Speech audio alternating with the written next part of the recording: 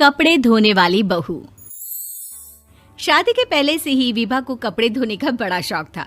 कभी नल के नीचे तो कभी तालाब के पास। अरे मेरी नीली वाली लुंगी नहीं दिख रही है। विभा की अम्मा, कहाँ रखी है लुंगी? अरे वो तो विभा ने परसों ही धोकर रखी थी आपकी अलमारी में, देखो वहीं होगी। वो ना मैंने आज धो दी, मुझे लगा कि गंदी हो गई होगी। अरे कैसे गंदी हो गई थी? उसे तो मैंने पहना भी नहीं। हे भगवान, इस लड़की के कपड़े धोने की आदत से परेशान हो गया हूँ मैं। जितना तो घर में राशन नहीं आता, उससे कहीं ज्यादा डिटर्जेंट पाउडर का खर्चा है। इसकी शादी करवा दो, शादी जाए अपने घर में ही करे काम, फिर चाहे घर के कपड़े धोने हो या पूरे गांव के।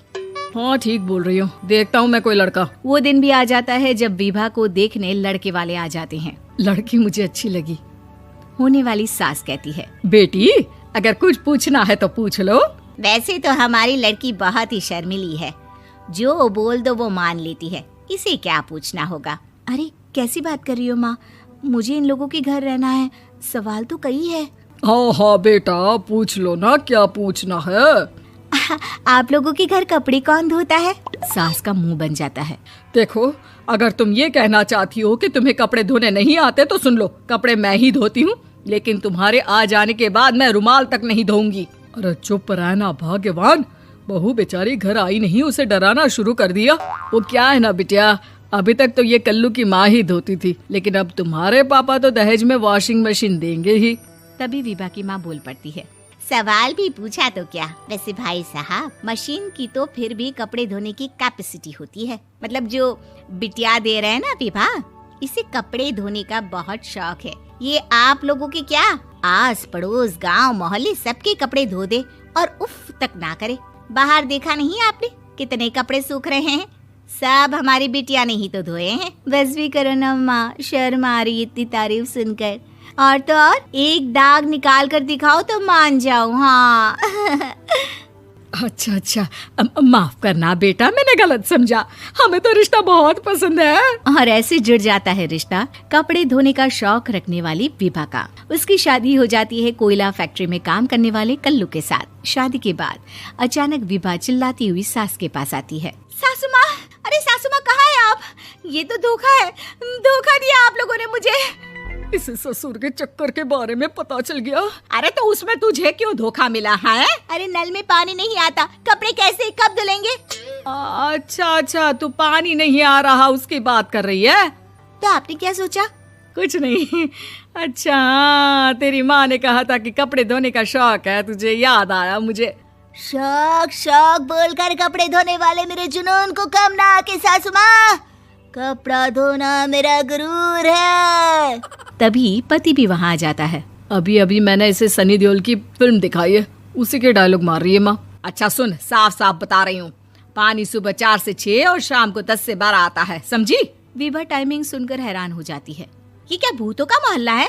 सुबह 4 बजे उठकर कौन कपड़े धोता है? 4 बजे टंकी में पानी जाता है, फिर सारा दिन धोना ना, किसने मना किया?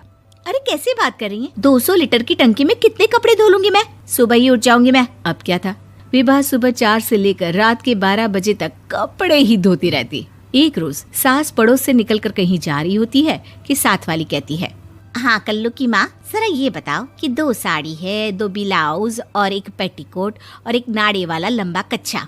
हाँ तो? अरे तो क्या, कितना लोगी धुलाई ये बताओ। धोबन दिख रहे हैं हम क्या? हमारे पति सरकारी नौकरी से अभी अभी रिटायर हुए हैं और बेटा सुपरवाइजर है कोयला फैक्ट्री में। धोबन समझ रखा है हमें।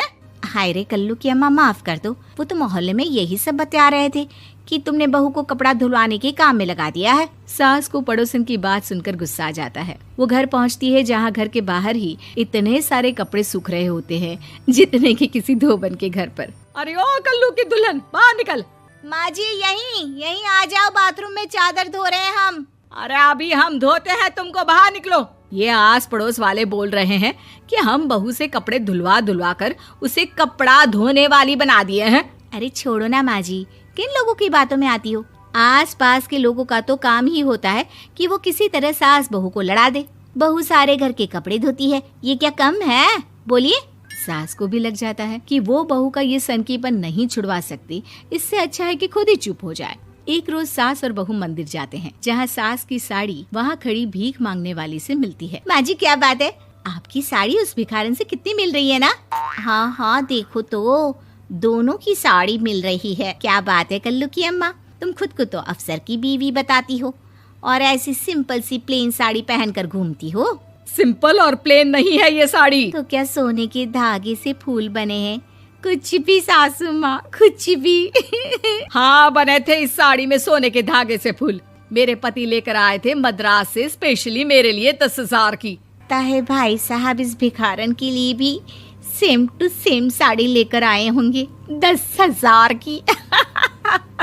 सास उस वक्त तो कुछ नहीं कहती, लेकिन बहू के साथ घर आती है और अलमारी से एल्बम निकाल कर लाती है। ये साड़ी देख रही है, ये वही साड़ी है जिसे मैंने अभी पहना था। इस साड़ी में ये जो चमकदार फूल दिख रहे हैं ना, ये सोने के धागों से काढ़े गए हैं। लेकिन तू लोकल वॉशिंग मशीन ब्रश से घिस घिस कर सारे फूलों को निकाल कर साड़ी प्लेन कर दी। मुझे माफ कर दीजिए सासू माँ। और तो और, जब मैंने तुझे तेरी गलती के लिए कुछ नहीं कहा, लेकिन तूने तो सबके सामने मेरा मजाक ही बना दिया। क्यों? बहू को समझ में आ जाता है कि अब से उसका कपड़े धोना बंद।